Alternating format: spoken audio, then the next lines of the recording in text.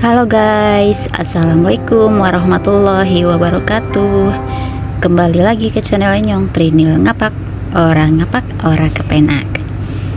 Nah, di video kali ini saya tuh lagi video callan ya sama anak saya ya teman-teman. Jadi ini ada waktu sebentar, mumpung ada waktu saya manfaatkan untuk telepon anak saya. Dan ternyata dia tuh hari ini ya tumben banget ya, cepet ngajinya. Biasanya tuh ngajinya tuh habis maghrib, tapi ini sebelum maghrib udah ngaji ya guys. Jadi saya bisa nemenin nih. Dan dia tuh kalau ditemenin mamanya itu mendadak salting ya teman-teman. Padahal saya tuh nggak pernah ya memarahi dia kalau salah ngajinya atau gimana gitu. Paling saya menegurnya, memberi semangat gitu guys. Tapi anak saya yang salting sendiri ya, dia tuh selalu nggak mau kalau ibunya itu tahu kalau dia itu ngajinya salah. Dia tuh nggak mau tahu kalau dia itu ngerjain PR-nya salah gitu. Pokoknya hal-hal yang dia itu nggak bisa itu, dia tuh terlalu gengsi ya. Dia terlalu gengsi, jaga image ya sama ibunya ya, entah kenapa. Dia itu takut saya itu kecewa pak marahin gitu, padahal saya nggak pernah marahin ya guys. Cuma ya seperti itu ya, dia itu memang gimana ya, saya juga nggak mengerti ya, karena mungkin saya itu nggak pernah bareng lama, nggak bareng sama dia mungkin ya. Selama dia masuk sekolah sampai sekarang dia itu hanya sama bapaknya saja gitu. Jadi dia sungkan ya sama saya, itu sungkan. Dan saya itu teleponan paling juga seminggu sekali, kadang beberapa hari sekali, itu nggak setiap hari ya guys. Tapi alhamdulillah anak saya itu tidak apa-apa ya, dia itu masih biasa-biasa aja. Dia tahu kalau saya itu sibuk. Justru kadang dia tuh ngerjain juga ya teman-teman. Pas saya telepon dia tuh ngerjain, dia katanya mau main lah ini itulah, nggak mau ngobrol gitu. Terus kalau saya bilang ini mama telepon sebentar loh, nanti teleponnya nggak tahu kapan lagi, itu baru dia diem, baru ngobrol lagi gitu teman-teman. Jadi dia itu gimana ya, apapun yang dia kerjakan itu pengennya lapornya ke saya itu laporan yang baik-baik. Dia tuh nggak mau lapor yang jelek-jeleknya gitu. Misalnya nilainya menurut dia tuh kurang memuaskan gitu, dia tuh nggak mau saya tahu ya teman-teman. Tapi kalau dia nilainya bagus sesuai yang dia inginkan, dia pasti kasih saya laporannya dengan kepercayaan dirinya. Dia pasti laporan bahwa dia tuh punya nilai yang bagus gitu.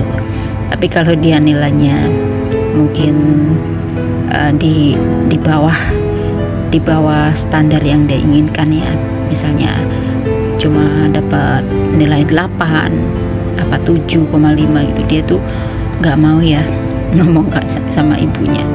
Dia selalu bilang laporan itu yang nilai-nilai yang terbaik ya, misalnya 10, 9 gitu, dia pasti bakal pamer ke mamanya itu. Tapi kalau yang di bawah itu dia terlalu gengsi ya teman-teman. Entah kenapa, saya juga nggak tahu alasannya kenapa. Yang penting saya sebagai ibu walaupun jauh tetap memberikan support terbaik untuk anak saya teman-teman. Ya walaupun nggak bisa setiap hari, setidaknya ya voice gitu atau SMS, karena dia juga sudah bisa membaca ya teman-teman. Kalau masalah telepon paling ya nggak pasti, kadang beberapa hari sekali, kadang bahkan 1 minggu sekali teman-teman. Yang penting adalah tetap jaga komunikasi ya teman-teman. Jangan sampai sibuknya kita itu sampai lupa memperhatikan anak ya yang jauh. Kita harus tetap ngasih perhatian ya, walaupun lewat voice, lewat SMS gitu. Nggak seharusnya ngomong salah mulu. Ini belum makan nih efeknya nih. nggak harus telepon ya teman-teman. Kita perhatikan anak itu, memperhatikan anak, memberi perhatian sama anak itu nggak harus kita dengan telepon langsung ya. Kita ada WhatsApp, ada medsos ibaratnya, bisa menggunakan voice WhatsApp gitu. Jadi kan dia bisa langsung denger, atau berbentuk tulisan karena dia juga bisa baca kan. Kecuali kalau anaknya masih balita belum bisa baca gitu, kita pakai voice aja supaya si anak itu tetap mengingat kita sebagai ibunya ya teman-teman.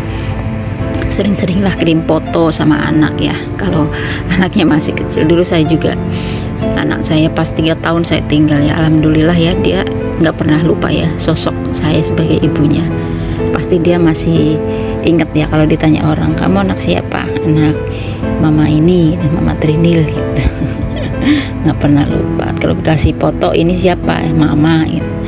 Dia nggak pernah lupa, karena saya itu nggak pernah ya menghilang dari kehidupan dia. Maksudnya memberi perhatian setiap hari ya, walaupun lewat SMS, kirim-kirim foto, kirim-kirim voice, emoji kayak gitu ya, untuk sebagai bukti kasih sayang kita sebagai ibu ya, walaupun ya dari jarak jauh. Pasti anak juga ngerti ya kalau dia tuh lagi diperhatikan gitu. Beda dengan kita yang cuek, nggak pernah memperhatikan anak, asal kita kirim duit, belikan anak kesenangan, kebahagiaan gitu, mainan dengan memanjakan semanja-manjanya. Itu adalah yang menurut saya itu hal yang salah ya teman-teman. Kita tuh memanjakan anak itu nggak harus dengan kemewahan ya. Kalau bisa kita harus terapkan memanjakan anak tuh dengan tantangan tertentu, dengan hal-hal yang positif ya.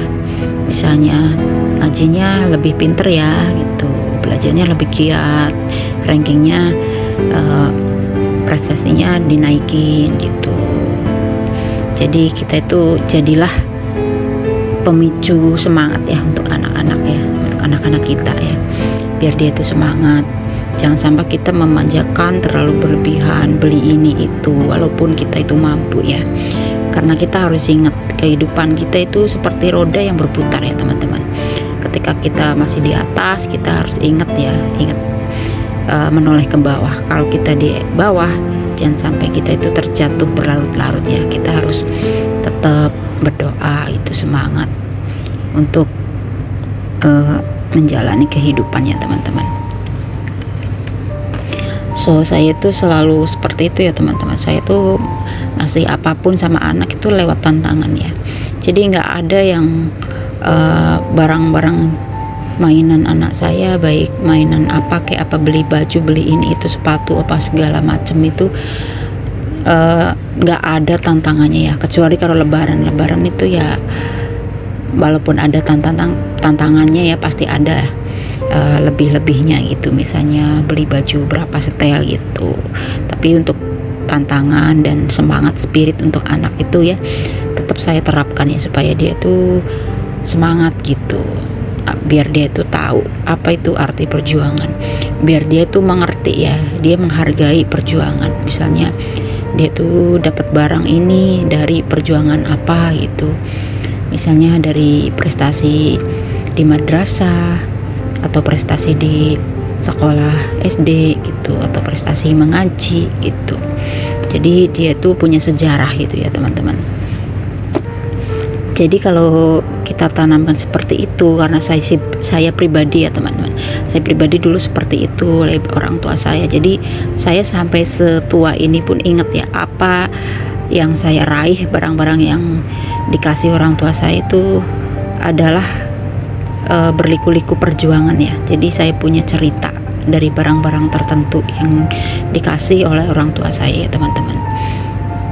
Jadi dengan seperti itu saya tuh tahu berjuang itu nggak langsung instan ya berhasil. Kita itu harus melewati lika-liku gitu, apapun nggak bisa instan ya. Ibaratnya kita masak nasi aja harus diliwet dulu ya, dimasak dulu. Nggak mungkin kan kita ambil beras langsung jadi nasi guys. Jadi kita itu harus bisa menerapkan itu pada anak-anak kita supaya tahu apa itu perjuangan.